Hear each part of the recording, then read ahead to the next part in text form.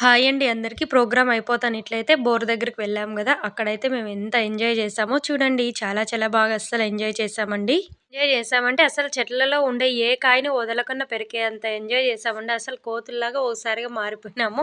అంత బాగా ఎంజాయ్ చేశామండి. ఇక్కడైతే గుమ్మడికాయలున్నాయి.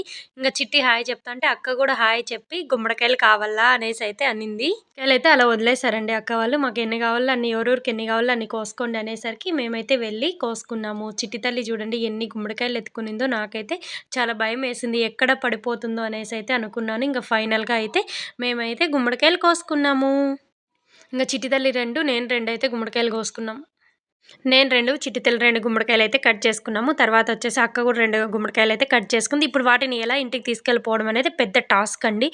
తర్వాత లోపలికి వెళ్లి చూస్తే అక్కడైతే కొబ్బరి బోండాలున్నాయండి. అవి కూడా బాబాయ్ వాళ్ళవే. తలా ఒక కొబ్బరి బోండం అయితే కట్ చేసుకుందాం అనేసైతే మేము ఎలా దింపాలి అనే ప్లాన్ చేస్తున్నాం. కానీ ఎవరికీ అక్కడ చెట్టు ఎక్కేదైతే రాదు. నేనెందుకు నవ్వుతున్నానంటే అక్క అయితే దోసకాయలున్నాయి అవి కూడా కట్ చేసుకుందాం అనింది. అవి ఎలా కట్ చేద్దామనైతే నాకైతే సింపుల్‌గా అలా నవ్వొచ్చింది. మేమైతే కొబ్బరి బోండాలు ఎలా దించాలి అనేది ఆలోచనలో పడినాం. తర్వాత అయితే ఇక్కడైతే ఒకసారి క్లైమేట్ చూడండి ఎంత బావుందో. అస్సలంతా గ్రీనరీగానే ఉందండి.